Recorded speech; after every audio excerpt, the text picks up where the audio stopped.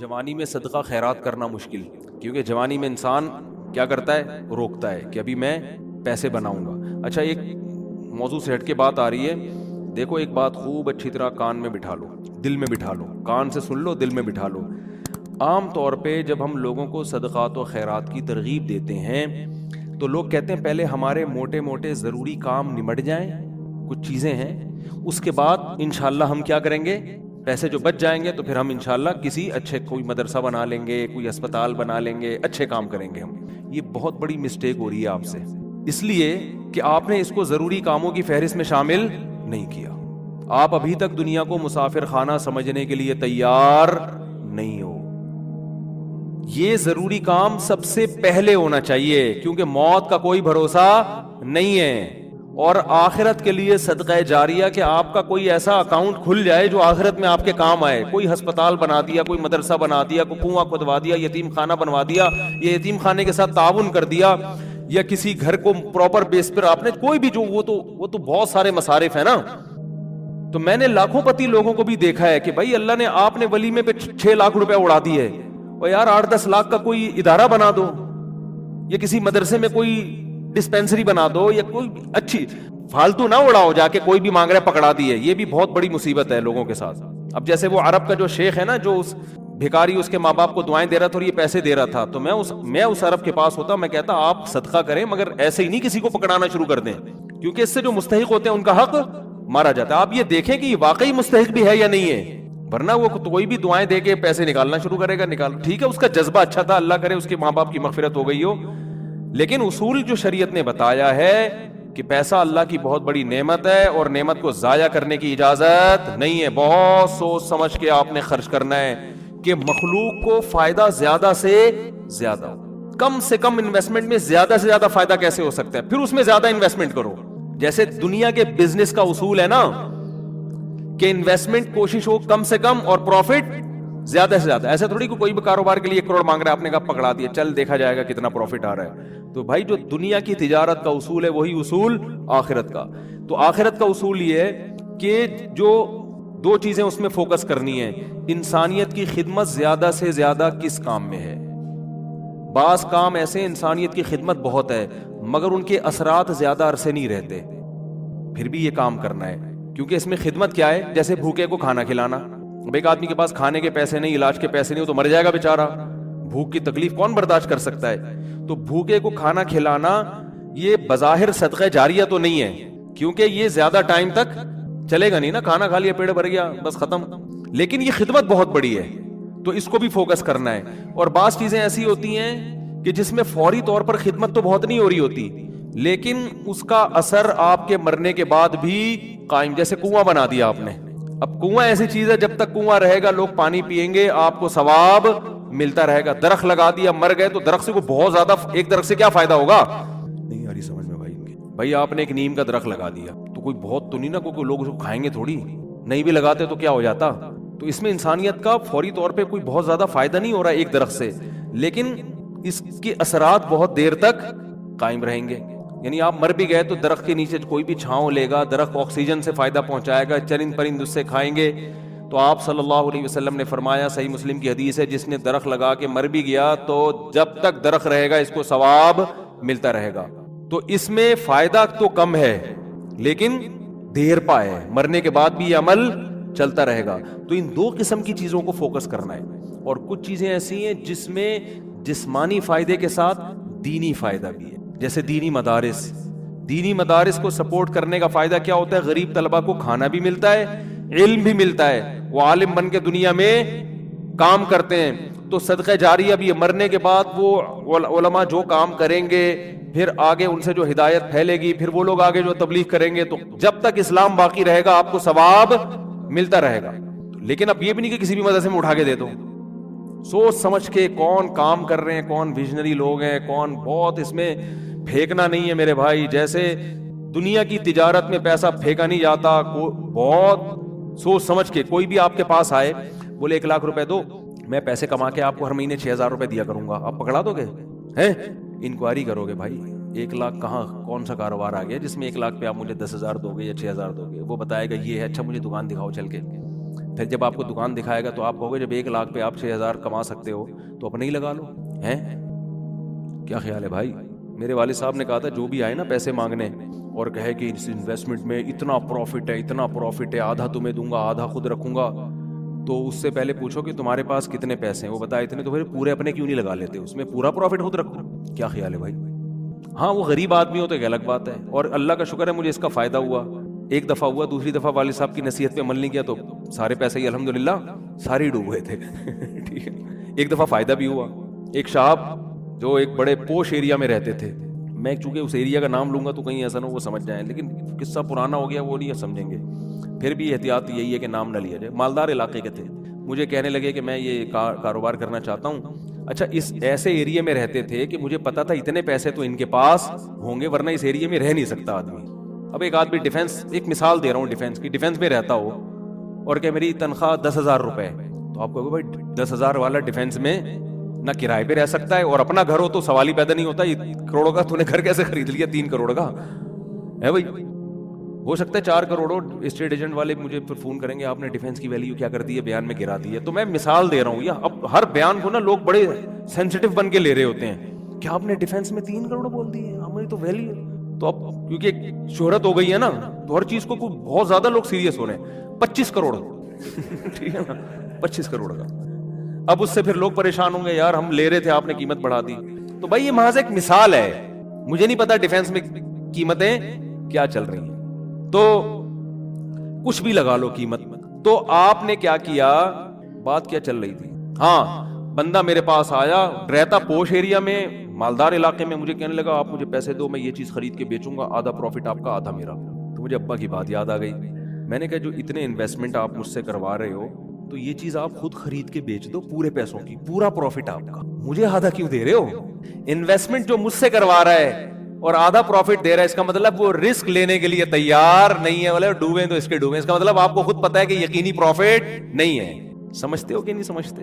تو کسی کو پیسے دینے سے پہلے جیسے انکوائری کرتے ہو نا، صدقہ خیرات سے پہلے بھی ایسے انکوائری کیا کرو، کیونکہ آپ کے پاس لامحدود رقم نہیں ہے. غیر مستحق کو دینے کا سب سے بڑا نقصان یہ کہ مستحق لوگ رہ جاتے ہیں.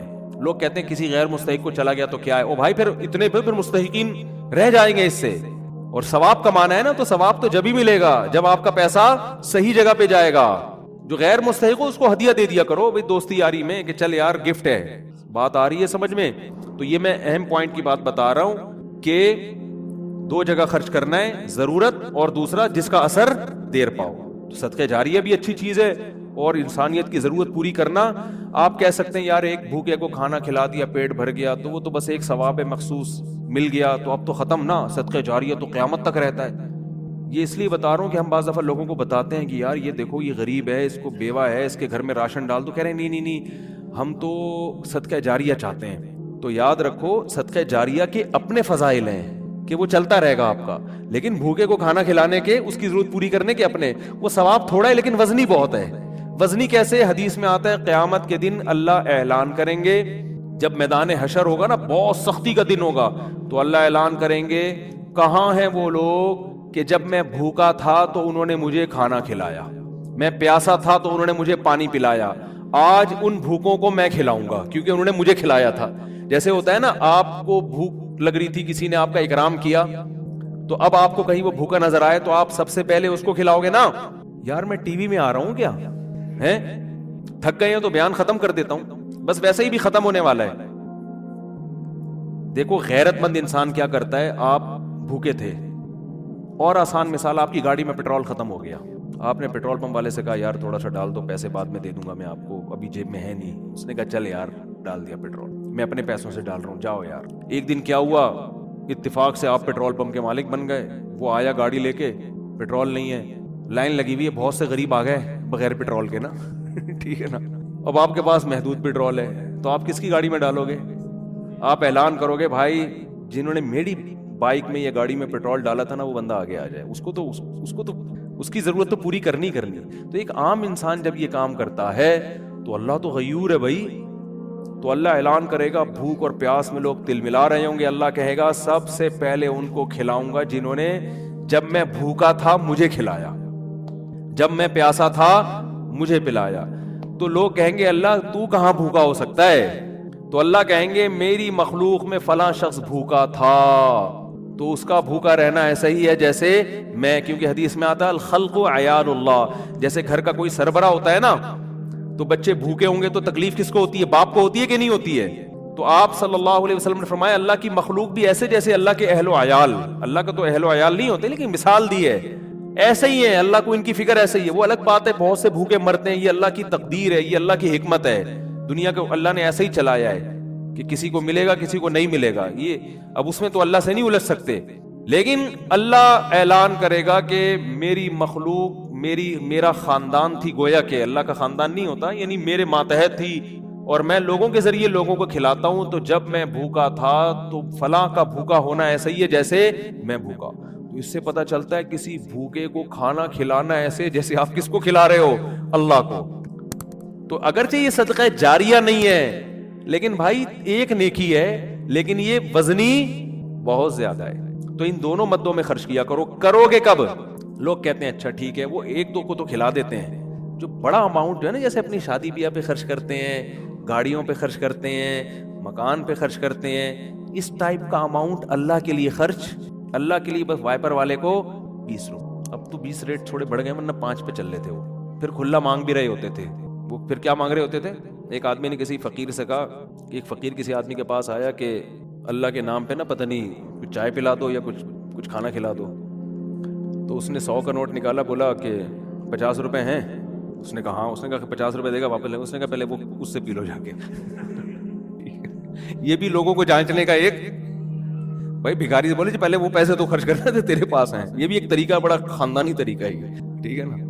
تو کیا بات کر رہے تھے یار؟ اصل میں آج میں اتنا صبح سے گھوم رہا ہوں نا، آج میں 1 منٹ کے لیے نہیں بیٹھا ہوں، صبح سے یہ کام وہ کام، ادھر ملاقات، ادھر جاؤ، فلاں ملتان سے آئے، فلاں خانے وال سے آئے، فلاں جماعت آئی ہوئی ہے، فلاں یہ ہو رہا ہے، کھوبڑی سارا دن گھوم گھوم کے نا جب بیان میں بیٹھتا ہوں تو وہ اتنے مختلف قسم کے سگنل آ رہے ہوتے ہیں کہ اس کو گچی سے پکڑنا کیا ہوتا ہے، بہت مشکل ہوتا ہے کہ یار پوائنٹ سے ہٹے نہیں۔ تو ہاں میں یہ عرض کر رہا تھا، جلدی سے بات سمیٹ کے ختم کرتا ہوں، کہ لوگ یہ کہتے ہیں کہ پہلے موٹے موٹے کاموں سے فارغ ہو جائیں، یہ بھی، اس کے بعد جب بچا کے بڑھاپے میں بالکل اینڈ میں جا کے اتنے پیسے کسی مدرسے کو دے دیں۔ نبی صلی اللہ علیہ وسلم نے فرمایا انسان ساری زندگی، حدیث کا مفہوم ہے، مال جمع کر کے رکھتا ہے اور کہتا ہے کل خرچ کروں گا، کل خرچ کروں گا، کل خرچ کروں گا، پھر جب بڑھاپا آتا ہے کہتا ہے یہ فلاں کے لیے اور یہ فلاں کے لیے۔ فرمایا وقت کان علی فلان، اب تو وارثوں کا حق اس پہ ہو گیا، اب تو وارث کہیں گے ابا ہمیں محروم کرنے کے لیے،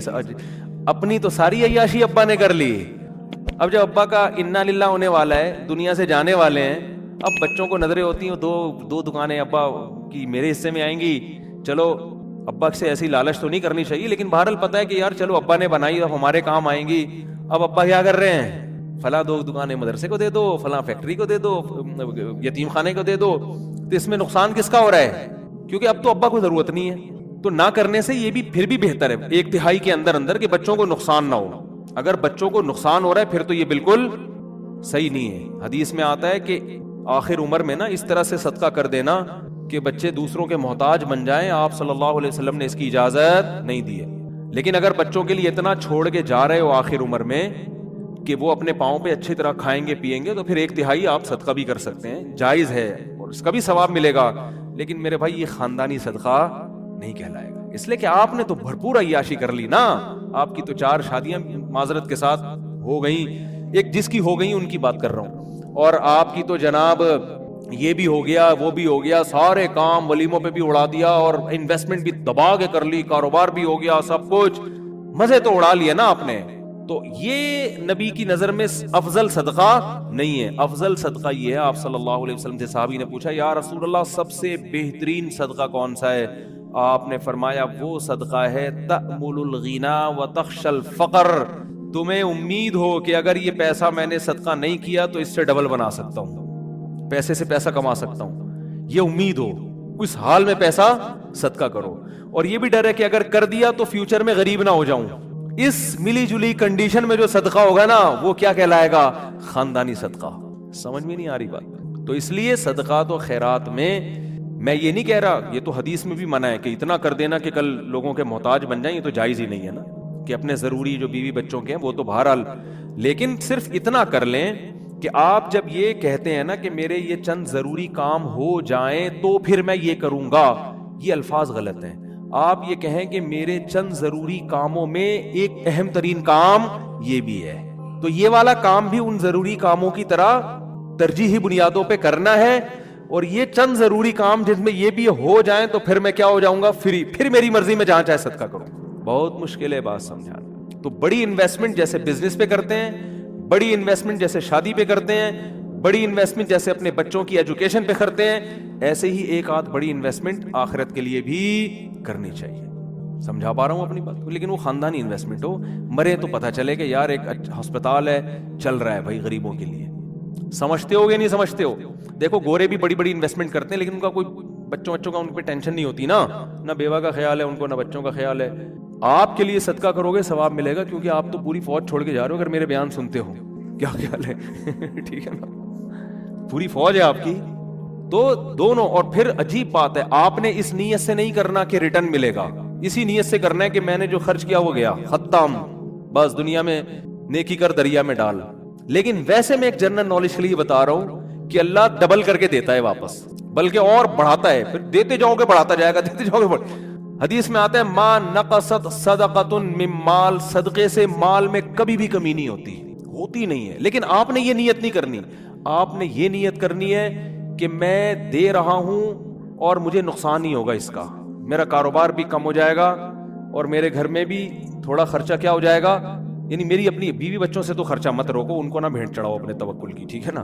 اپنا، میری گاڑی تھوڑی سی سستی ہو جائے گی، یہ ہو جائے گا وہ ہو جائے گا، اپنے اوپر تو رکھ کے سب کچھ کرو. یہ نیت یہی کرو کہ یار کم ہی ہو جائے گا. لیکن ویسے میں جنرل نالج کے لیے بتا رہا ہوں کم ہوتا نہیں، کیونکہ اگر آپ نے نیت یہ کر لی نا کہ بڑھ جائے گا، پھر نہیں بڑھے گا، پھر نہیں بڑھے گا. اور اس میں بات جا کے کمپلیٹ ہو جائے، لیکن اس میں آپ نے یہ دیکھنا ہے آپ میں توکل کتنا ہے. صحیح ہے نا. کل آزمائش آئی تو ایسا نا یار مجھ سے آپ کا بیان ہی گلے پڑ گیا یار، تو کوئی بات نہیں، پہلے یہ والے بھی کر لو پھر کر لو. تو خاندانی نہ ہو، غیر خاندانی صدقہ بھی ہو تو چلو صدقہ تو ہو گیا نا. تو خاندانی صدقے کے لیے تھوڑی سی کھوپڑی بھی خاندانی ہونی چاہیے، تو یہ ظرف بھی ہونا چاہیے اسی حساب سے، تو اپنی حیثیت دیکھ کے. لیکن میرا مقصد صرف یہ ہے کہ یار کچھ تو انویسٹمنٹ آخرت کے لیے بھی جوانی میں جب آپ کو ضرورت ہے، بڑھاپے کے لیے نہ رکھو. بڑھاپے میں اللہ اور توفیق دے دے گا. اور صدقہ ایسی چیز ہے جس کو ایک دفعہ عادت پڑتی ہے نا پھر ہاتھ رکتا نہیں ہے اس کا. آدمی بعض دفعہ ایک بڑا اماؤنٹ خرچ کرتا ہے کہ یار یہ میں بڑا اماؤنٹ خرچ کر رہا ہوں بس تاکہ ایک دفعہ ہو جائے، کل مروں کوئی بھروسہ نہیں، کل مر جاؤں تو صدقہ جاریہ ہوگا. تو ایک دفعہ کرو گے نا، عادت ایسی پڑتی ہے اس کی، پھر کل دوبارہ یہ سوچ کے دوبارہ کرو گے. یہ اللہ کی طرف سے ایک نعمت ہے کہ جو کرتا ہے پھر اللہ اس کو صدقے کرنے کی توفیق دیتا رہتا ہے. تو یہ سب سوچ سمجھ کے. تو ہاں اچھا، اس میں پھر دو کام کرنے ہیں. کچھ صدقے تو پبلک کو دکھا کے کرنے ہیں، اپنے بچوں کو بھی بتاؤ، بیوی کو بھی بچاؤ، بھائی کو بھی بتاؤ، رشتہ داروں کو بھی بتاؤ. کیونکہ قرآن میں جگہ جگہ آتا ہے کہ نیک لوگ چھپا کے بھی صدقہ کرتے ہیں اور علانیت. دکھانے کا فائدہ یہ ہوگا پبلک کو ترغیب ہوگی کہ یار اس نے جب یہ ہسپتال بنا سکتا ہے، مدرسہ بنا سکتا ہے، یتیموں کی مدد کر سکتا ہے اور نہیں مرا ماشاءاللہ کھا رہا ہے، کچھ ہمیں بھی عبرت حاصل ہوگی کہ نہیں ہوگی. بچوں کو جب بتاؤ گے تو بچے کہیں گے یار میرے باپ نے اتنا کچھ کیا. جب وہ باپ بنیں گے تو ان کا بھی دل چاہے گا.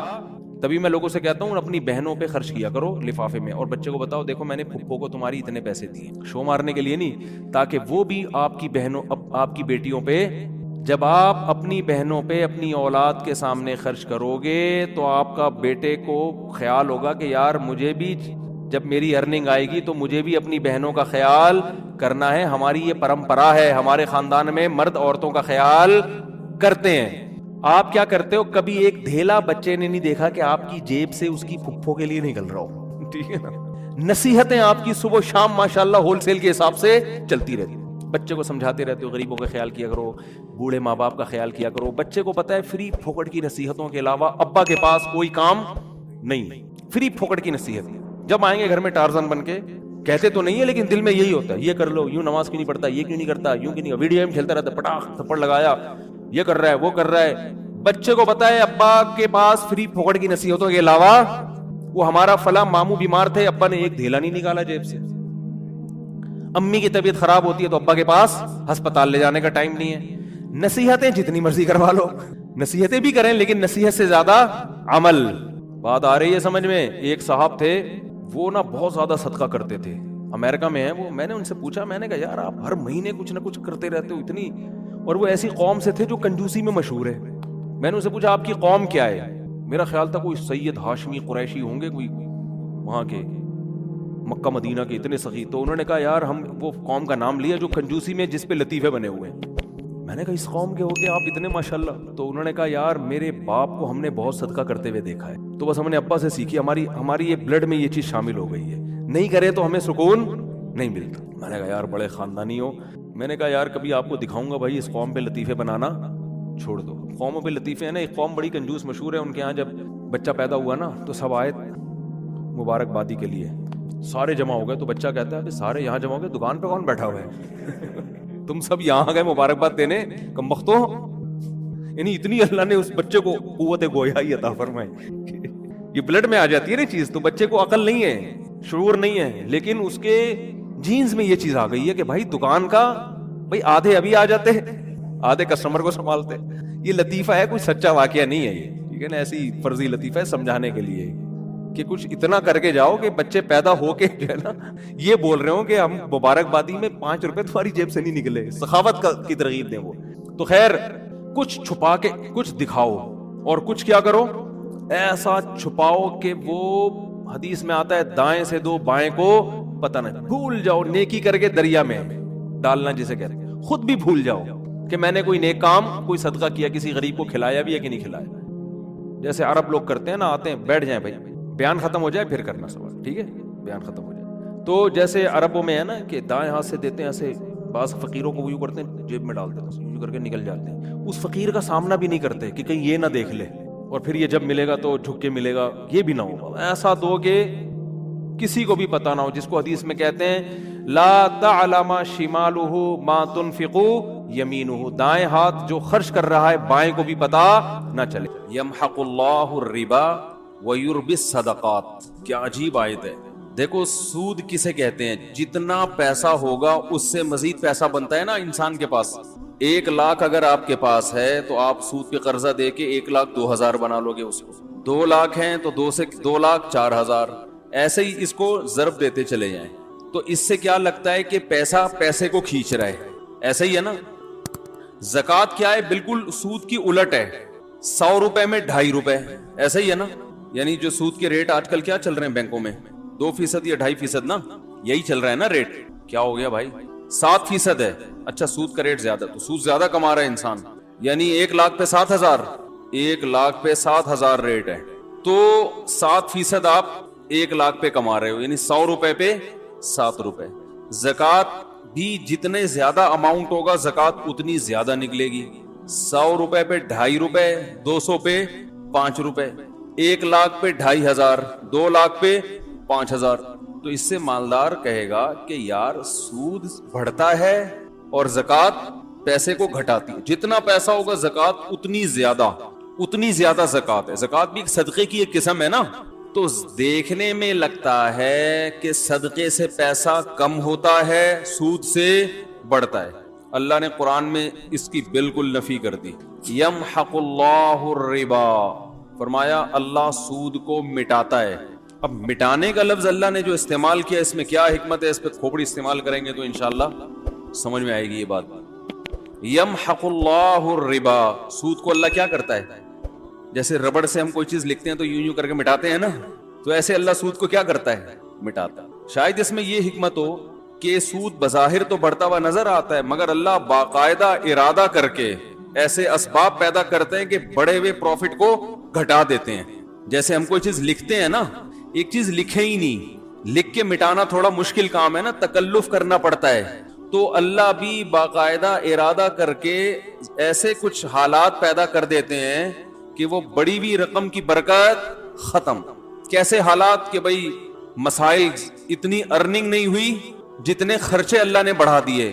خرچے بڑھانے کے لیے ضروری ہے, کسی کو بیمار کر دیا ہے بھئی, اسکول ایسے اسکولوں میں داخلہ ہو گیا, فیسیں ڈبل ہو گئی مگر ایجوکیشن نہیں حاصل ہو رہی, کوئی چوری کر کے بھاگ گیا, کچھ بھی, تو گویا اللہ ربڑ لے کے نا مٹاتے رہتے ہیں اس کو کہ تو کماتا رہے, میں یہاں کیا کرتا رہوں گا, اس کو ریموو کرتا رہوں گا, تو کرتا رہے. یعنی یہ نہیں ہے کہ تو کمائے, مٹتی وہ چیز ہے جو پہلے لکھی جاتی ہے, خالی صفوں کو تو نہیں مٹایا جاتا نا بھائی. تو اس میں اللہ بتا رہے ہیں سود کا پروفٹ حاصل ہوگا پھر مٹے گا, ہونے کو نہ دیکھو. اگر اللہ یہ کہتے نا اللہ سود سے نفع ہونے ہی نہیں دیتا تو پھر اشکال ہوتا کہ اللہ سود سے نفع تو حاصل ہوتا ہے, اسی سے تو لوگ دھوکے میں آتے ہیں. تو اللہ کہتے ہیں میں نے کب کہا کہ سود سے پروفٹ نہیں ملے گا؟ پروفٹ ملے گا, لیکن میں بیٹھ کے کیا کرتا رہوں گا؟ ربڑ لے کے مٹاتا رہوں گا, اس کو مٹاتا رہوں گا. تم کماتے جاؤ گے, برکت ختم ہوتی جائے گی. ہاں فرمایا وَيُرْبِ الصَّدَقَاتِ, اور صدقے کو اللہ کیا کرتا ہے؟ بڑھاتا ہے. اب دیکھو یہاں اربا کا لفظ ہے, ربا سے نکلا ہے. ربا عربی میں سود کو کہتے ہیں. ربا عربی میں کسے کہتے ہیں؟ سود کو. یعنی جو زکوٰۃ ہے نا اس پہ اللہ سودی پروفٹ دیتا ہے. سود میں اصول یہ ہوتا ہے کہ جتنی لیٹ پیمنٹ ہوگی سود اتنا ہی بڑھتا چلا جائے گا. تو اللہ نے یہ نہیں کہا کہ میں صدقے کو بڑھاتا ہوں, بلکہ ایسے بڑھاتا ہوں جیسے سود بڑھتا ہے. یعنی حقیقت میں بڑھوتری کس کی ہوتی ہے؟ صدقے کی. کیا مطلب؟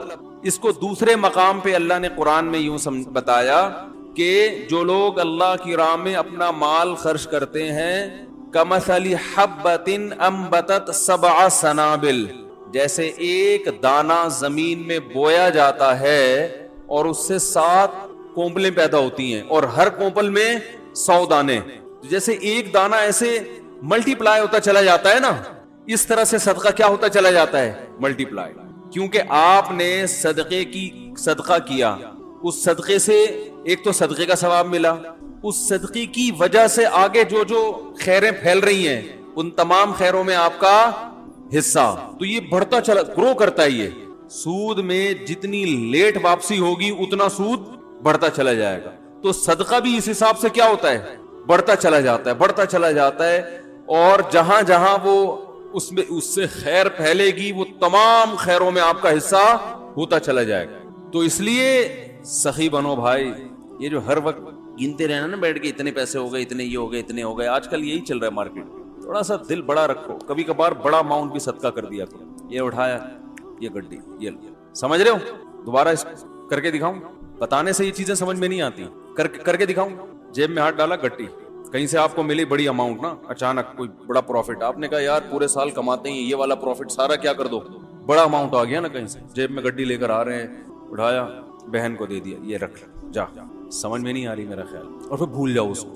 یہ نہیں کہ پھر بار بار اگلے دن کل کا واقعہ یاد ہے, بہن کو بتا رہے ہیں کل کیا ہوا تھا یاد ہے نا, تو ایسا نہیں کرو. ایسے نکالا نبی صلی اللہ علیہ وسلم نے امی عائشہ کو کیا فرمایا؟ لا تو کی فیوکا علیک, روکو مت, اللہ بھی روک دے گا. ٹھیک ہے نا. تو حساب کتاب بھی کرنا چاہیے, گھر کا خرچہ حساب سے چلانا چاہیے. آپ کو پتا ہونا چاہیے آپ کی منتھلی ارننگ کتنی ہے اور گھر کا خرچہ کتنا ہے. میں نے پتا ہے کیا ہے, میں نے پورا ایکسل پہ اپنے گھر کا سارا سیٹ اپ بنایا. ارننگ ایک خانے میں لکھ رہا ہوتا ہوں, جو ایکسپینس ہیں وہ جتنے بھی ہیں وہ سارے, 1 گھر 2 گھر 3 گھر اور اپنا ذاتی, ایک خالی ہے ابھی. سمجھ رہے ہو؟ ایک کیا ہے؟ خالی ہے. پتہ نہیں کوئی لفٹ ہی نہیں کرا رہا. خیر, تو پورا میں حساب رکھتا ہوں. یہ میری ارننگ ہے, ٹھیک ہے نا, یہ میرے پہلے گھر کا خرچہ, ہر چیز اس میں ڈل رہی ہے. اس کا طریقہ آپ کو بتا دیتا ہوں. یہ چونکہ ہمارے مذہب اور دین کا حصہ ہے یہ چیزیں, اس لیے یہ بتانا ضروری ہے تاکہ آپ کو پتا چلے کہ آپ کے بنیادی خرچے ہیں کتنے, پھر آپ اس حساب سے صدقہ بھی کر سکتے ہو. کیونکہ حدیث میں یہ بھی آتا ہے کہ اتنا نہ کرو کہ کل دوسرے سے مانگنا پڑ جائے. آج گڈی نکال کے دے دی, ٹھیک ہے نا, اگلے دن گھر میں آٹے کے پیسے نہیں ہیں, پھر وہ گڈی اس سے مانگ رہے ہیں, یار اس میں سے آدھی مجھے دے دو بھائی. صحیح ہے. لکھنے کا فائدہ کیا ہوتا ہے خوب سمجھیں. حکیم الامہ مولانا اشرف علی تھانوی رحمہ اللہ نے تو یہاں تک لکھا ہے, خواتین کو ترغیب دی ہے کہ جب بھی گھر میں کھانا بناؤ لکھو اتنے افراد کے لیے اتنے چاول, آج 4 مگے ڈالیں 10 آدمیوں نے کھایا ہے یا 5 آدمیوں نے کھایا ہے, اس کا مطلب 2 آدمیوں کے لیے کتنے ہیں؟ 2 مگے, تاکہ کھانا ضائع نہ ہو اور شوہر کی پتلون ڈھیلی نہ ہو, ورنہ وہ کھلا وہ تو بن رہا ہے پھر شام کو پھک رہا ہے, اور وہ میاں صاحب بیچارے کما کے آدھے ہو گئے. سگھڑ خواتین انہی کو تو کہتے ہیں جو ونس اپون اے ٹائم ہوا کرتی تھی, کہ وہ پورا گھر کیسے لے کے چلتی ہیں. اصل میں ہوتا یہ ہے کہ جب لوگ سخاوت پہ بیان سنتے ہیں تو کہتے ہیں حساب و کتاب نہیں کرنا چاہیے, بس کھلاؤ پلاؤ جو آ رہا ہے یہ بس, یہ سخاوت نہیں ہے. اور کچھ ایسے کنجوس ہوتے ہیں کہ وہ سارا دن کیلکولیشن میں ہی لگے رہتے ہیں بھائی. تو حالانکہ بنتے 4 روپے تھے ٹھیک ہے نا. تو وہ میں اس میں ایک اصولی بات بتاتا ہوں کیسے چلنا چاہیے. اب بات تو چل پڑی ہے, یہ بھی سورہ قلم ہی کا حصہ ہے نا, اللہ نے سخاوت کو بیان کیا. تو حکیم علماء نے کیا لکھا ہے, خواتین کو چاہیے گھر میں ایک ایک چیز کا حساب لکھے. جو کھانا پکاتی ہیں وہ تو یہی حساب لکھیں گی نا بھائی, جیسے بریانی بنانی ہے بھائی, اتنے چاول میں اتنے کلو گوشت ڈلتا ہے, اس دن اتنا ڈالا تھا تو چاول کیا بنے تھے مزیدار, اب ایسا نہ اس سے زیادہ ڈال دیں یا اس سے کم. تو ہر چیز میں لکھنے کا حساب, ہر وقت اپنے پاس ایک ڈائری. اب تو موبائلوں میں بھی لوگ لکھنا شروع کر دیتے ہیں. دیکھو میرے موبائل میں نے ایک ڈائری بنائی ہوئی ہے, ابھی آپ کو دکھاتا ہوں کیا لکھا ہوا ہے اس میں. یہ نوٹ, ابراہیم کو 100 روپے دیے. میرا چھوٹا بیٹا ابراہیم ہے نا, سائیکل خراب ہو گئی تھی, میں نے اس کو 100 روپے پکڑا دیے سائیکل ٹھیک کرنے کے لیے, اس میں ڈال دیے میں نے. کیوں ڈالیں, خوب 100 روپے کی ویلیو الحمدللہ میری نظر میں نہیں ہے. وجہ اس کی ہے مجھے حساب دے. وہ وجہ اس کی کیا ہے, حساب کیوں مانگوں گا میں, ابھی سے عادت پڑے پیسے واپس کرنے کی. نہیں آ رہی بات بھائی, 100 روپے کا کیا مسئلہ ہے, 4000 کی سائیکل دلا سکتا ہوں میں اس کو ٹھیک ہے نا.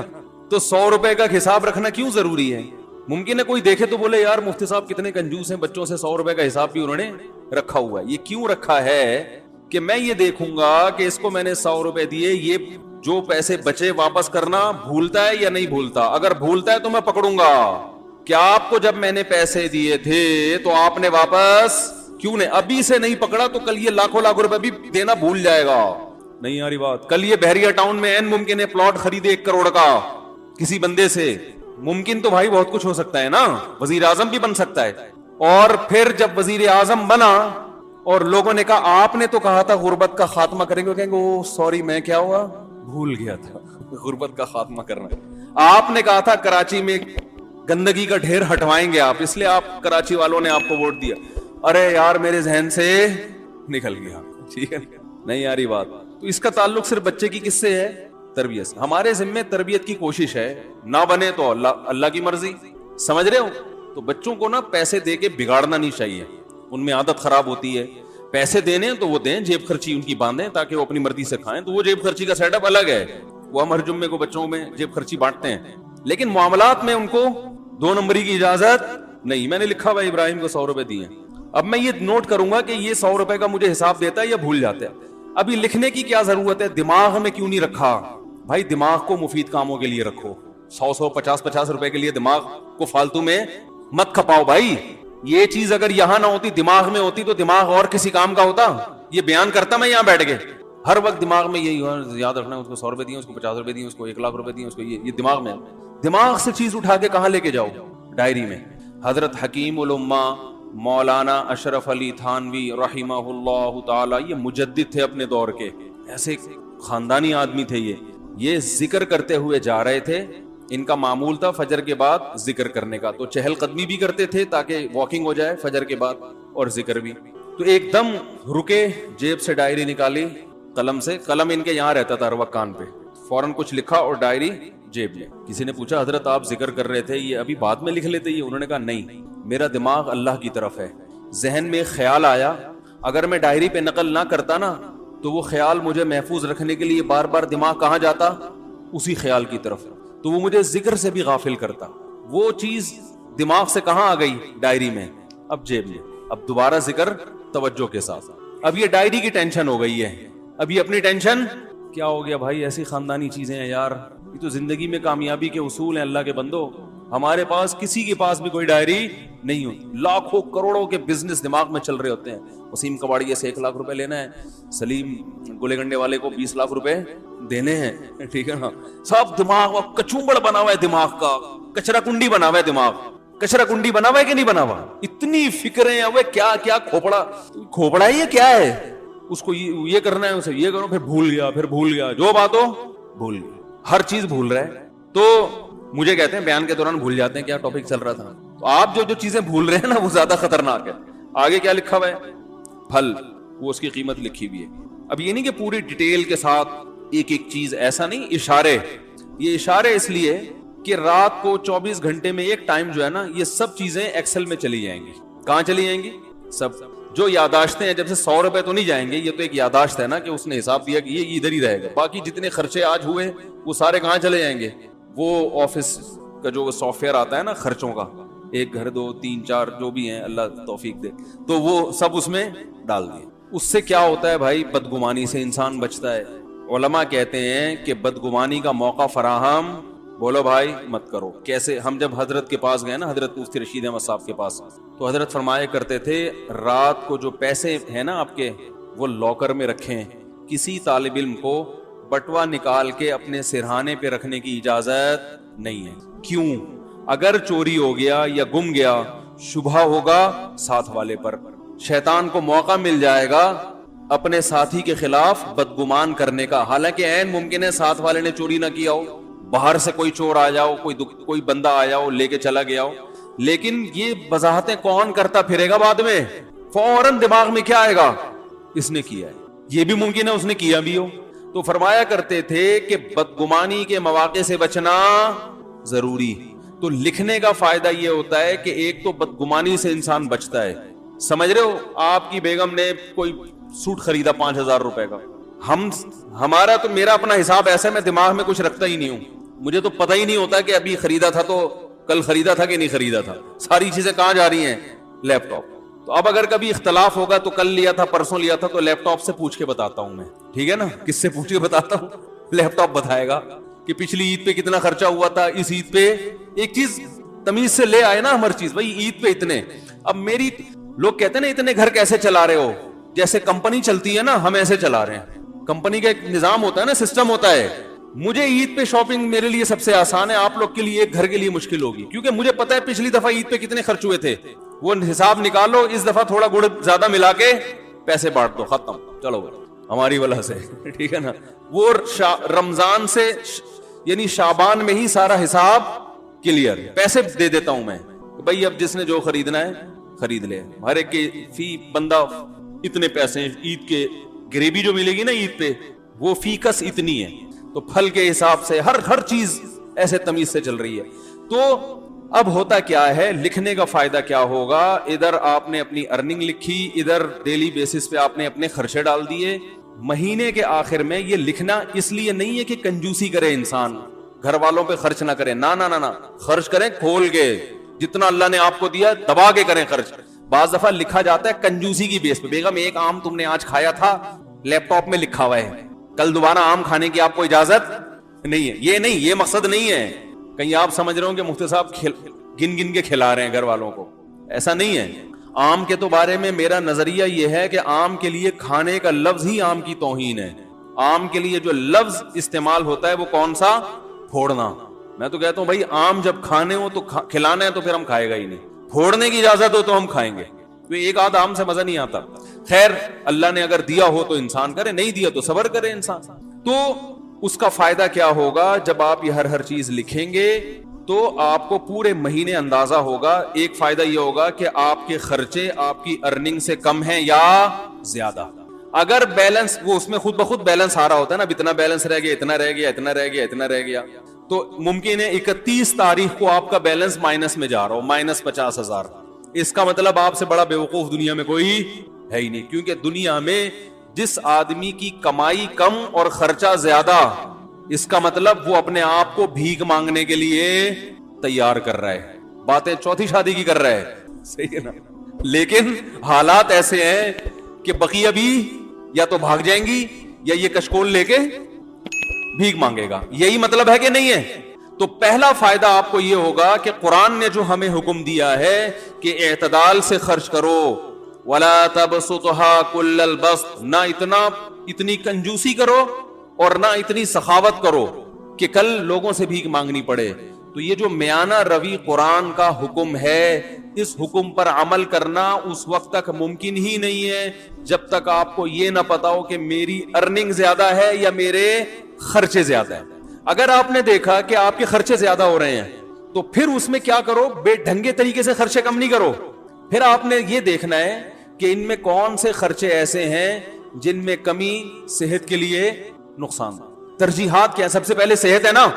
ارے کیا ہو گیا, اب آپ نے کیا کیا, فروٹ کا خرچہ کم کرنا شروع کر دیا. نہ بھائی بچوں کے کھلونے نکال دو یہاں سے, خرچوں میں کھلونے آ رہے ہیں نا. سائیکل کیا کر دو, بھئی 4,000 کی سائیکل نہیں بنتی آئندہ, یہ نہیں ہوگا, ٹھیک ہے نا, نکالو اس کو, ٹھیک ہے. بہت سارے خرچے, میں نے جب یہ لکھنا شروع کیا تو مجھے اندازہ ہوا کہ بھائی ہوٹلنگ پہ ٹھیک ٹھاک خرچ ہو رہا ہے, تو وہ میں نے مینج کیا. ہوٹلنگ نہیں, نکلنے لونڈے لپاڑوں کے ساتھ, ہمارے بھی ہم دوست ہیں وہ نکل گئے وہاں جا کے کھا رہے ہیں ادھر شنواری پہ, کبھی بکرے کے وہ چانپے پھوڑ رہے ہیں, کبھی دیکھا بھائی وہ ٹھیک ٹھاک آ رہا ہے چانپے وہاں پہ جو ہے نا, یہ ٹھیک ٹھاک خرچہ تو میرا کہاں نکل رہا ہے. تو اگر آپ کے خرچے زیادہ ہوں تو آپ نے سب سے پہلے کس پہ کنٹرول کرنا ہے؟ ہوٹلنگ کو. بھائی یہ کم کرو, سمجھ میں نہیں آ رہی تو میں گھر چلا جاتا ہوں. بھائی اس کو کیا کرنا ہے؟ کم کرنا ہے. یہ نکالو, چائے گٹکا نکالو, سگریٹ نکالو. بہت سارے خرچے ایسے ہوں گے جو آپ کو اندازہ ہوگا کہ فالتو کے ہیں مگر ان پہ خرچ بہت زیادہ ہو رہا ہے. تو پہلا فائدہ یہ ہوگا کہ آپ مستقبل کے لیے بھیک مانگنے سے بچ جاؤ. اور گھر والوں پہ سختی بھی کرنی پڑے گی, بیگم دیکھ لو تمہارے سامنے ہے یہ خرچہ ہے, اور انڈے پراٹھے دیکھو یہ آ رہا ہے, ٹھیک ہے, اب تم بتاؤ میں کہاں سے لے کر آؤں یہ. تو گھر والی سمجھدار ہوگی تو مان جائے گی, بھائی ٹھیک ہے تھوڑا کنٹرول میں کرو اس کو. تو گھر والوں سے مشورہ کرو, بتاؤ کیسے کنٹرول کریں اس کو. مشورے کے بغیر کرو گے تو وہ خرچہ کنٹرول میں آ جائے گا, بیگم کنٹرول سے باہر نکل جائے گی. اس کو بٹھاؤ, بولو آپ کے سامنے ہی ہے, دیکھ لو بھائی, تو آپ بتاؤ نا اب اس کو کیسے کنٹرول کریں, مل جل کے کچھ کرتے ہیں تو کون سے خرچے کم کریں. آپ بتاؤ اگر عید پہ اتنی شاپنگ ہم ہر سال کرتے رہے تو بیگم یہ تو مسئلہ کیا ہو جائے گا, کبھڑا تھوڑا عید کو کم کر لو. تو بہت سارے, یعنی آپ کے سامنے ہر چیز موجود ہوگی. ہر چیز کا نا میرے یہاں کھانا بنا ہوا ہے, کھانا, گوشت پہ اتنا خرچ ہوا, دودھ پہ اتنا خرچ ہوا, انڈوں پہ اتنا خرچ ہوا, سبزی پہ اتنا, ایک ایک چیز ریٹرن میں موجود ہے الحمدللہ. تو اب اچھا, پہلا فائدہ. دوسرا فائدہ, اگر آپ نے دیکھا کہ آپ کے خرچہ آپ کی سیلری سے کم ہے, الحمدللہ مینج ہو رہا ہے, بھیک مانگنے کی ضرورت نہیں پڑے گی, تو دوسرا فائدہ آپ کو اس سے یہ ہوگا کہ آپ کو اندازہ ہو جائے گا کہ یار میری سیلری مثال کے طور پر 50,000 ہے, 1,00,000 ہے, میرے خرچے 99,000 ہو رہے ہیں, لیکن یہ جو 99,000 میرا خرچہ ہو رہا ہے اس میں 25% تو اس فالتو کام پہ خرچ ہو رہا ہے, سمجھ رہے ہیں. تو میں اس کو بچا کے ماہانہ 25,000 روپے بچا سکتا. اس 25,000 میں جائز کمیٹی ڈال سکتا ہوں, اس 25,000 کا ہر مہینے گولڈ خرید سکتا ہوں, بہت کچھ ہو سکتا ہے نا بھائی. تو اتنی بچت کے بعد 1,00,000 کے بعد بحریہ ٹاؤن کا پلاٹ 1 سال کے بعد, میں مذاق کر رہا ہوں, بحریہ ٹاؤن والے کو بتاؤ گے نا وہ مارے گا, بولے گا میری توہین نہیں کرو. 25,000 میں ایک مثال دے رہا ہوں, یہ 25,000 کے 25,00,000 بھی تو ہو سکتے ہیں, کچھ بھی ہو سکتا ہے. یعنی آپ نے ادھر سے چیک کیا, مجھے تو بڑا فائدہ ہوا تھا کہ میں نے جب چیک کرنا شروع کیا مجھے اندازہ ہوا بھائی یہ پیسے بلا وجہ کے اتنا بڑا اماؤنٹ خرچ ہو رہا ہے ہوٹلوں کی چائے پر اور فلاں پر, اور اتنا اس پہ ہو رہا ہے کہ یہ بچ کے بہت اچھی جگہوں پہ بولو بھائی خرچ ہو سکتا. تو آپ جب خود کریں گے تو بہت سی راہیں آپ کے سامنے کھلیں گی. تیسرا فائدہ یہ ہوگا کہ آپ کو یہ پتا چل جائے گا کہ بھئی یہاں سے مینج کرنے کے بعد میری جو سیلری ہے نا اس میں سے میرا بچتا اتنا ہے, تو میرے گھر کے مہینے کے اتنے خرچے تو بہرحال ہیں ہی, اس سے زیادہ کیا ہے گریوی. اب صدقات و خیرات میں آپ کو کیا ہو جائے گی آسانی.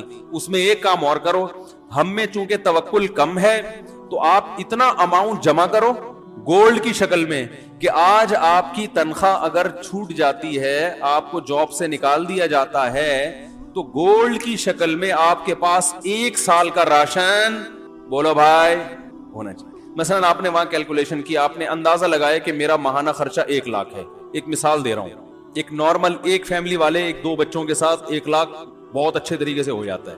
اندازہ لگا لیا جی میرا ماہانہ خرچہ کتنا ہے 1,00,000. تو آپ نے ایک ہدف بنایا کہ یار میں نے 12,00,000 روپے جمع کرنے ہیں. اتنا جمع کرنا نا کہ آج اگر جاب چھوٹ جاتی ہے تو کسی کے سامنے ہاتھ نہ پھیلانا پڑے. آج اللہ نہ کرے کوئی آفت آ گئی, ارے کوئی بڑا خرچہ آ گیا, کوئی خدا نخواستہ خطرناک بیماری آ گئی, تو کچھ پیچھے اماؤنٹ ہونا چاہیے نا. تو وہ کتنا اماؤنٹ ہونا چاہیے؟ اگر آپ ضرورتوں کو دیکھو گے تو وہ زرداری کے پاس جتنا اماؤنٹ ہے پھر وہ بھی کم ہے, کیونکہ ہو تو کچھ بھی سکتا ہے. اور بالکل ہی زیرو پہ رہو گے تو یہ بھی غلط ہے, یار اتنا بھی نہیں, کچھ تو انسان کے پاس بیک میں ہونا چاہیے. تو ہم نے علماء سے سنا ہے کہ 1 سال کی جیب خرچی پیچھے ہونی چاہیے اس زمانے میں, خاص طور پہ جب توکل کی کیا ہے کمی. اور اگر آپ میں توکل ہوگا تو آپ کے بیوی بچوں میں توکل ہو یہ ضروری نہیں. آپ نے تو کہا کچھ بھی نہیں اللہ کھلائے گا, بیگم کہ جب بھوک لگے گی نا تو ممکن ہے آپ توکل کرو, بیگم توکل نہ کرے. پھر وہ جب چترال لگائے گی تو پھر آپ ہمیں فون کریں گے یار یہ آپ نے توکل پہ بیان کیا تھا, تو بھائی آپ کو سمجھ میں آیا, اس کو سمجھ میں آیا ہی نہیں. وہی کتے والی مثال ذہن میں رکھ لیں. وہ کتا بھونک رہا تھا تو کسی نے کہا بھونکنے والے کتے کاٹتے نہیں. اس نے کہا پتہ نہیں یہ مثال میں نے تو سنی ہے, کتے نے بھی سنی ہے کہ نہیں سنی ہے کہ بھونکنے والے کتے کاٹتے نہیں. کتے کو پتہ نہیں, یہ پتہ ہے کہ نہیں پتہ. تو اب سمجھیں بات کو, آپ کے پاس جو اماؤنٹ بچے گا اس میں آپ کو اندازہ ہو جائے گا آپ کتنا صدقات و خیرات کر سکتے ہو. ٹھیک ہے نا. اچھا, آپ نے ایک سال کا جس کی 1 لاکھ روپے ماہانہ خرچہ ہے نا, وہ 12 لاکھ جمع کر لے. اور 12 لاکھ کیش کی شکل میں نہیں, گولڈ کی شکل میں, کیونکہ وہ کیش تو ایسے دڑام سے گرتا ہے, وہ تو ڈی ویلیو ہو رہا ہے نا. گولڈ لے کے رکھ لے, لاکر میں ڈال دیا کہ بھائی یہ بس رکھ دیا میں نے. اس سے دماغ کیا ہو جائے گا, بے فکر. کبھی شیطان ڈرائے کہ ابے یہ ہو گیا تو کیا ہوگا, یہ ہو گیا, بولے ہیں بھائی لاکر میں 12 لاکھ کا گولڈ پڑا ہوا ہے, اور وہ گولڈ کی ویلیو بھی کیا ہو رہی ہے, بڑھ رہی ہے. یا پلاٹ بھی لے سکتے ہیں, لیکن پلاٹ میں پھر 10 ٹینشنیں ہیں. اس میں یہ خطرہ ہوتا ہے, پلاٹ ویسے 12 لاکھ کا آتا بھی نہیں ہے, لیکن ایک خطرہ بھی ہوتا ہے نا کہ پتہ نہیں وہ اور ڈی ویلیو نہ ہو جائے. گولڈ ایک ایسی چیز ہے کہ ماہرین یہ کہتے ہیں یہ بہت بڑھتا نہیں ہے تو گرتا بھی نہیں ہے. سمجھ رہے ہیں, ایسا نہیں ہوتا کہ 1 لاکھ کا گولڈ 50,000 پہ آ جائے, ایسا آج تک ایسا ہوا نہیں ہے. تو ہوا بھی ہے تو 2 دن کے بعد پھر اوپر چڑھ جائے گا وہ. تو اب کیا کرنا ہے آپ نے, آپ سمجھیں. اچھا, جب یہ 12 لاکھ کا گولڈ آپ جمع کر رہے تھے, یہ میں ایک اس آدمی کی بات کر رہا ہوں جس کا خرچہ 1 لاکھ ہے, جس کا 4 لاکھ ہے, پھر وہ 12 لاکھ نہیں, وہ پھر اسی حساب سے. یہ ہر آدمی کے لیے الگ الگ ہے. تو اب آپ نے جب وہ لاکر میں جمع کر دیا, اس جمع کرنے کے دوران بھی ہر مہینے کچھ نہ کچھ صدقہ کرنا ہے. یہ نہیں کہ 10 سال گولڈ جمع کرنے میں لگ گئے تو اس دوران آپ نے کبھی کوئی صدقہ کیا ہی نہیں ہے. لیکن وہ صدقہ تھوڑا تھوڑا ہوگا, کیونکہ ابھی آپ خود اسٹیبل نہیں ہوئے نا. وہ صدقہ ہوگا, وہ والا نہیں ہوگا جو گڈی نکالی, یہ ابھی میں آ رہا ہوں اس طرف, یہ کب کرنا ہے آپ نے. وہ آپ نے کہ بھائی میں پہلے بچوں کے لیے ایک جمع تو کر لوں نا کہ آج کچھ ہو گیا تو ٹھیک ہے. اب آپ نے کیا کرنا ہے کہ جیسے ہی آپ جو ہے نا تھوڑا تھوڑا ہر مہینے کرتے رہے, جب یہ بھی آپ کے پاس 1 سال کا گولڈ جمع ہو گیا, اب آپ کو اندازہ ہو گیا بھائی میرا ماہانہ خرچہ اتنا ہے, ارننگ اتنی ہے. اب جو ارننگ سے زائد ہے وہ مجھے کلی اختیار ہے, جو مرضی کروں میں اس میں. کبھی وہ جتنی بچت ہے, کبھی بچوں کو گھما کے لے آؤ, اس میں مری کی سیر کرا کے لے آؤ, کبھی کیا کیا سارا اٹھا کے کسی غریب کو دے دیا. اس دوران لاٹری بھی نکلتی ہے نا لوگوں کی, بھائی کاروبار میں اچانک بہت پروفٹ ہو گیا, تو کئی دفعہ بہت پروفٹ ہوا ہے, اس دفعہ کا سارا پروفٹ صدقہ. یہ ہے جو اسٹیج میں بیان کر رہا ہوں نا. بھائی قدر کر لو ان باتوں, بہت مشکل سے بہت زندگی گزرتی ہے, پھر آدمی یہ باتیں سیکھتا ہے. پھر جیسے آپ کے پروفٹ میں چھکے لگے تو صدقے میں بھی ایسے چھکے لگنے چاہیے. سمجھ رہے ہو, پروفٹ میں چھکے لگتے ہیں نا تاجروں کے. یا کبھی بونس مل گیا, بونس تو ایک تو سالانہ بونس متعین ہوتا ہے, کبھی کبھار باس ویسے ہی خوش ہو کے گریوی میں دے دیتا ہے, یہ لے بھائی لے جا. پھر ایسی گریویوں میں کبھی خود کھا لیا, کبھی ساری گریوی اٹھا کے کس کو دے دی, غریبوں میں بانٹ دی, ہدیہ دے دیا کسی کو, کسی غریب کو دے دیا, بہن کو دے دیا, بھائی کو دے دیا. ہمارے ہاں صدقے کے ساتھ جو ظلم ہو رہا ہے نا, دنیا میں کسی کے ساتھ اتنا ظلم کسی چیز کے ساتھ نہیں. ہر چیز میں چھکے لگاتے ہیں ہم. جتنا پروفٹ تھا بیٹے کے ولیمے پہ اڑا دیا, کرتے ہیں نا لوگ. جتنی کمائی تھی آدھی کمائی بیٹی کے جہیز پہ اڑا دی. ہوتا ہے کہ نہیں ہوتا؟ جتنی کمائی تھی ساری ایک مزاربہ پہ لگا دی, جو اسکینڈل چلا تھا. اس قسم کے چھکے تو ہم مار رہے ہیں بہت. ایسا چھکا سامنے نہیں آتا کہ جتنی ارننگ ہوئی اٹھا کے ساری کس کو دے دی, غریب کو دے دی. یہ بہت کم ہوتا ہے. صحابہ میں یہ ہوتا تھا. ابو طلحہ انصاری رضی اللہ تعالی عنہ نبی صلی اللہ علیہ وسلم کے پاس آئے, عرض کیا یا رسول اللہ, مجھے اللہ نے قرآن میں جو آیت بیان فرمائی ہے کہ تم نیکی کی حقیقت کو اس وقت تک نہیں پہنچ سکتے جب تک محبوب چیز اللہ کی راہ میں صدقہ نہ کرو. یا رسول اللہ, مجھے سب سے محبوب میرا باغ ہے, پورا باغ صدقہ. تو یہ کیا ہے, چھکے ہیں. ٹھیک ہے نا. کرکٹ کے میدانوں میں چھکا لگانے سے سوائے تالیوں کے کچھ بھی حاصل نہیں ہوتا. اصل جو چوکے اور چھکے جس پر قیامت میں آپ کو اللہ کی طرف سے ٹرافی ملے گی نا, وہ یہ والے چھکے ہیں. ایک آخری بال پہ چھکا لگایا تھا نا جاوید میاں داد نے, ہم بھی چھوٹے تھے اس وقت, بہت 2-2 فٹ اچھل رہے تھے ہم بیڈ پہ نا. آخری بال پہ چھکا مارا تھا تو اس وقت تو عقل نہیں تھی, اتنا خوش ہو رہے تھے جیسے پتہ نہیں کیا ہو گیا. شارجہ کب تھا, اس پہ جاوید میاں داد نے آخری بال پہ کیا لگا دیا تھا, مزہ بہت آیا تھا, وہ کڑابازیاں کھا رہے تھے. ٹھیک ہے, وہ بھی ایک چھکا تھا, قوم خوش ہوتی ہے جیت کے. لیکن بھائی آخرت میں اس چھکے کی اللہ کی نظر میں کوئی ویلیو نہیں. چھکا کسے کہتے ہیں؟ اچانک ایک دم بہت بڑا کام ہو گیا نا, تو یہ جو چھکے ہیں نا اچانک اٹھا کے اتنی بڑی رقم, ایسے چھکے صحابہ نے بہت لگائے ہیں, اور آج بھی لوگ اللہ والے لگاتے ہیں. اس قسم کے چھکے لگایا. ایک دم اٹھو کسی دن صبح بولو بیگم میرا میٹر شارٹ ہو گیا. میٹر شارٹ ہونے میں کیا ہوتا ہے, جو لوگوں کو قرضے دیے ہوئے نا وہ واپس لینا شروع کر دیتا ہے. میٹر بھی اس طرح کا شارٹ ایسا میٹر شارٹ نہیں ہو رہا کہ آج میرا میٹر شارٹ ہے بس دائیں ہاتھ سے دوں گا بائیں کو بھی پتا نہیں چلے گا, اور اتنا اٹھا. عرب کرتے ہیں آج بھی ایسے. ہمارے جو رشتے دار سعودیہ میں رہے وہ کہتے ہیں ہم نے عربوں کو دیکھا ہے ایسے نوٹوں کی گڈی جیب میں ہوگی ریالوں کی, وہ ہیں بھی ریال بھی ہیں, ریال تو ویسے ہی مہنگا ہوتا ہے. کہ کوئی فقیر آیا وہ تو کچھ زیادہ ہی مبالغہ کرتے ہیں, تحقیق بھی نہیں کرتے کہ یہ جو ہے مستحق بھی ہے یا نہیں. ایسے گڈی اٹھائی ایسے پکڑا دی, اس کو گنی نہیں رہے جیب میں کتنے. ایسے بہت عربوں کے آج بھی واقعات ہیں, بہت سخاوت ہے. تو آپ ان لوگوں کو بھول جائیں گے عربوں کی سخاوت. اگر پتہ نہیں یہ جو کہتے ہیں نا لوگ وہ مائکروسافٹ کا وہ کون ہے, اس نے اتنے بل گیٹس اس نے یہ اسپتال بنا دیا, یہ جتنا پیسہ عربوں کے پاس ہے اس حساب سے جو ان میں سخاوت ہے اس کا آج بھی کوئی مقابلہ نہیں کر سکتا. اور ان کے سارے سخی ہائی لائٹ نہیں ہوتے, چھپا کے بہت کرتے ہیں. وہ جتنا دکھا کے کرتے ہیں اس سے زیادہ چھپا کے کرتے ہیں. جو عرب کے اصل کلچر میں رہا ہے نا, جو اصل عربوں میں, وہ عربوں کی تعریف کرتا ہے. جو اصل عربوں میں, ایک تو یہ جو نظر آتے ہیں نا یہ بہت سے ان میں اصل ہیں بھی نہیں. یتیم ہونا, کوئی یتیم ہو جائے اس کو کھلا کھلا کے بگاڑ دیتے ہیں. یتیم ہو جائے نا کوئی اس کلچر میں تو ہر آدمی چاہتا ہے میں اس پہ اتنا خرچ کرتے ہیں, شو روم سے نئی نئی گاڑیاں خرید کے اس کو دے دیتے ہیں, وہ بگڑ جاتا ہے. ایسی سخاوت ہے. ہمارے یہاں یتیم بیچارہ کیسے دھکے کھاتا ہے. ہمارے ہاں سب سے بڑا سخی وہ ہے, گاڑی جا رہی ہے وائپر پہ کسی نے صاف کر دیا تو 5 روپے اس کو پکڑا دیا, یہ سمجھا جاتا ہے. باقی الحمدللہ ہمارے یہاں بھی بڑے بڑے سخی موجود ہیں, اور غیروں سے بہرحال پھر بھی ہم بہت اچھے ہیں. ابھی یہ کورونا وائرس میں جب یہ راشن کی تقسیم کا عمل آیا نا تو ہمیں اندازہ ہوا کہ بھائی لوگوں میں اللہ نے بڑا جذبہ رکھا ہے بھائی, ہماری قوم میں بھی.